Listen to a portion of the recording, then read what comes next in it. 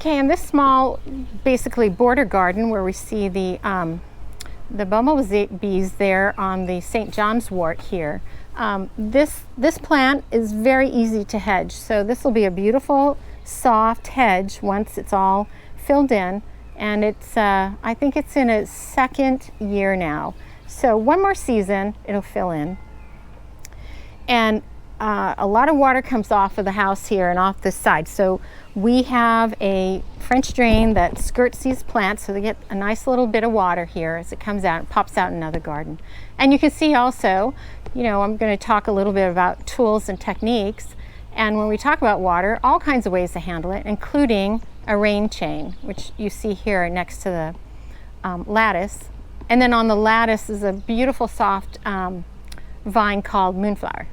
And that's a native plant that is now, you can find it certainly at Wild Plant Nursery, but hopefully it'll be more and more in trade. So that's just a little bit of idea of, you know, making water and using it. It can be aesthetically pleasing.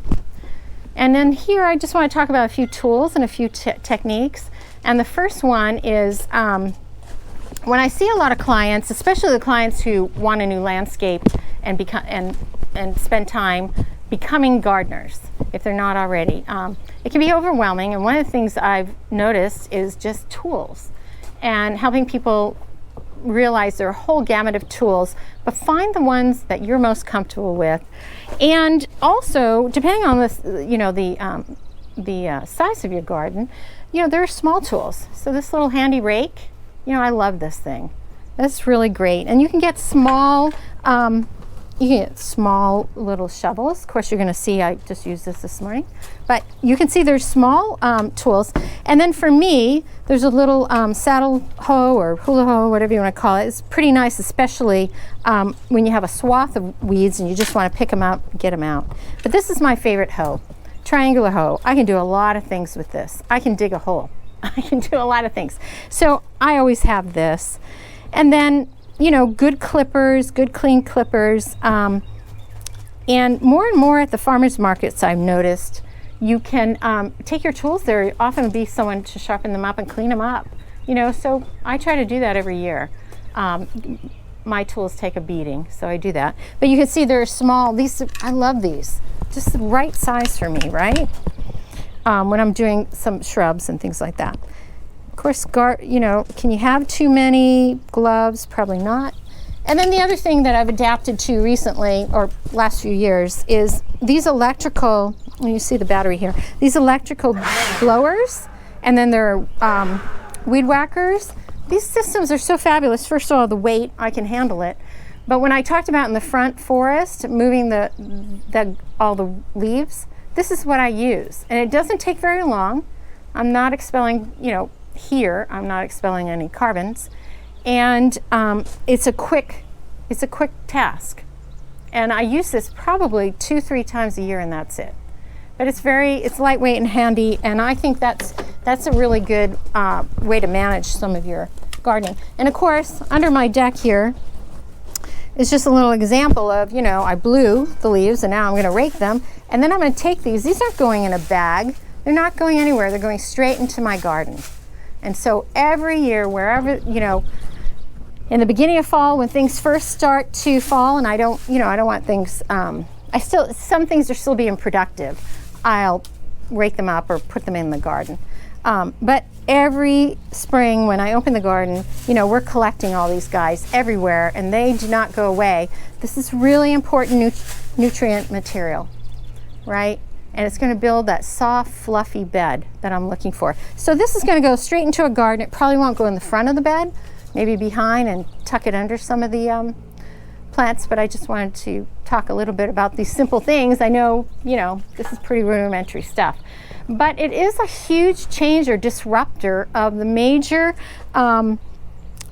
maintenance systems that we all endure, and we need to change that. And so instead of, you know, taking the leaves you're cutting somewhere and having them all chopped up and then buying them back as mulch, right, or compost, I prefer to do that directly in the garden. So, and it just, you know, so I'm saving some money cost-wise. you know, the labor's still there, but nothing can compete with this. Okay, so that's why I do that, and it's why I try to build living compost systems. I have a section in the garden where I'll probably put in a meadow for 2 years with some plants that are going to fix some nitrogen and get some root material into that soil that's been turf or an agricultural field for a very long time, you know, probably in agriculture of some sort, a couple hundred years. So I need to build that soil because I want it to be another forest edge. But you know, you can't, if you just put trees in a lawn, you know, they're just going to struggle so hard. Why? So I'm going to do that, and in 2 years I'll then rototill all that material in, so it's compost, right? And it's in there, and now I have some microbial activity happening in the soil, and then I can start to put in my pioneer trees and then start to build that forest. And that, even though that's taken a period of time, it's going to be much faster than if I spend my money and time on some very large trees bringing in that will sit there for years, right? They'll just sit there. This way, I'm building a network in the soil. The trees can now start to talk and the fungi can explode. It's not going to happen in a bed of turf. So I just want to encourage that. Encourage you to keep your leaves. Keep all your down material if you can. If you have a contractor, have them chip it up on site. Use the new stuff for paths. Use the old stuff for the garden. And, you know, over the years, lots of different clients have had all kinds of experiences, and then early on I was very fortunate to have a group of young mothers hire me for projects. And one of the mothers said to me when I was asking her, you know, what do you want to achieve? What do you want to experience here? She said something I'll never forget. She said, I don't want to take my children in the car to a park to experience nature. I want them to walk out in their jammies into the garden and pat around and play. She wanted it to be seamless. She wanted it to be natural. And that's what she has now, and watching her child grow up through that. So that's always been in the back of my mind, because you know what? I like getting in my jammies with my cup of coffee and walking into the garden too.